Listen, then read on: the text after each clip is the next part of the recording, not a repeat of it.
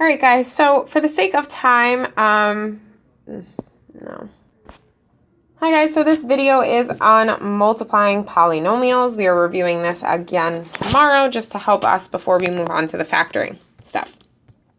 So, find the product. And the big thing that happened on your trimester exam is people thought product meant adding. Product actually means to multiply. All right, so that's the first step. Second step is I want to make sure to put my coefficient of 1 in. All right, so now my polynomial looks like this. 1x minus 1 and 5x plus 1. All right, so I'm going to pick the box method just for the sake of time. I'm not going to do both. I actually made this video and did both, and it was forever long, so decided to cut that, and I'm only going to do one method. All right, so if you choose to do the double distribution method, you can. And just compare your answer. So here we have it. I have 1x minus 1 on the side and 5x plus 1 on top. And it doesn't matter the order in which I do that. So what I'm going to do is I'm going to start with the 5x. And I'm going to put that in all my boxes going down.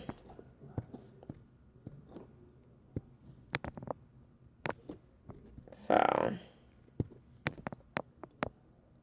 5x, 5x. Then I'm going to do the same exact thing with my 1. And that is also going to go in the boxes going down.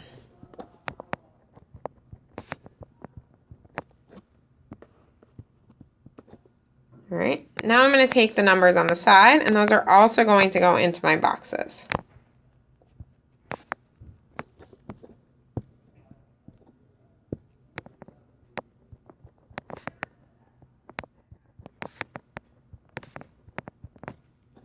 Good. So now what I need to do is I need to multiply them. So I'm going to be showing extra steps just because I need to make sure that we're all on the same page with the foundational stuff. So in my first box, all the way to the left, the one I just circled, I have 1x times 5x. That is 1 times 5 is 5. There's 2 x's in that box, which means it's x squared. Then the next one, I have 1x times 1.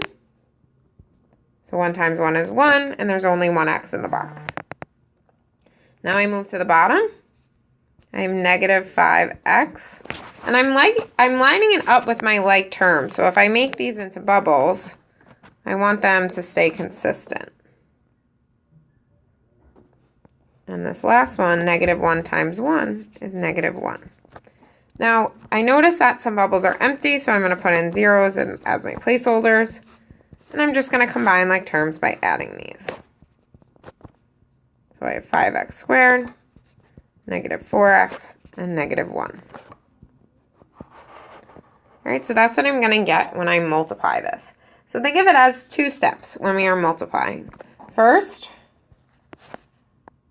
we multiply, then we combine like terms, or add them. All right. So one thing that we didn't mention in this past unit, but I want to touch back on, is what we are doing when we are multiplying is we're creating equivalent expressions. So no matter what I start with, I'm getting the same thing, the same answer as far as my equivalents, all right? But they're just arranged differently. One's simplified and one's not. So what I mean by that is here's my original, 1x minus 1 and 5x plus 1. And here was my answer. Now what I'm saying is that these two things are equivalent, which means these are equal. They look way different, but if I test a number, so let's test a number. Let's pretend that x equals, and let's pick a nice number. Let's pick 2. What I'm going to do is I'm going to replace all the x's that I see with the number 2.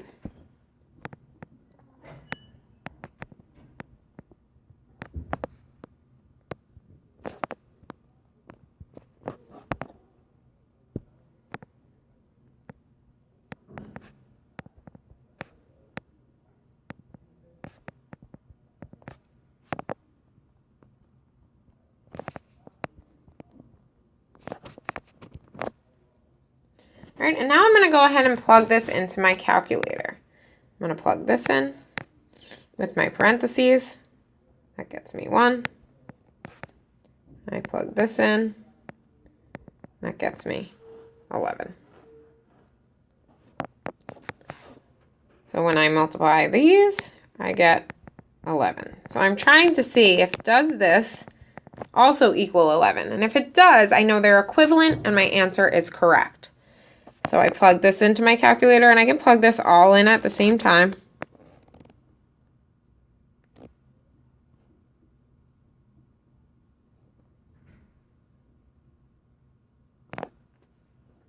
All right, so I get 5, 4.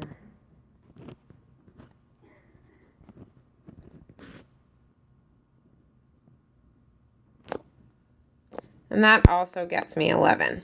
So those are equivalent. So that is my check. That means they are both the same thing. They're equal. So that means my answer is correct. All right. So I want you to keep that in mind when you are doing this. All right. So here we go. When we are doing it with more than 2 terms, which you should have seen on your trimester exam and your performance task. It's the same thing. I just need to make my boxes a little bit bigger.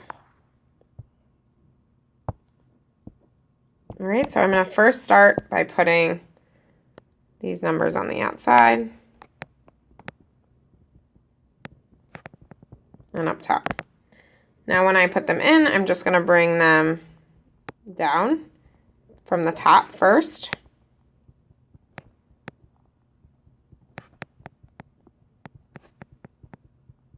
And then I'm going to do the same thing with my numbers going across.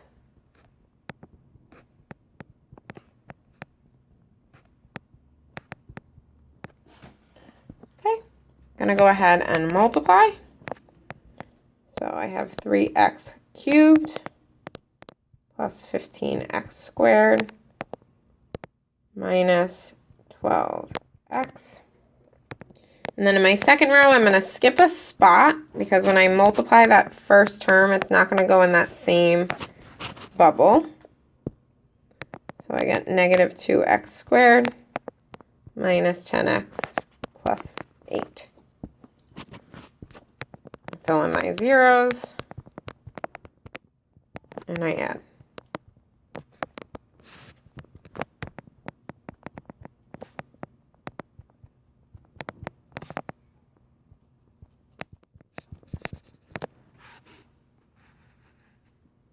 And that is my final answer. All right, before we finish up this video, I want to ask 2 important questions. When I multiply polynomials, my exponents change, the exponents add. When I combine like terms or add or subtract polynomials, my exponents stay the same. I don't do anything to them when I am adding or subtracting.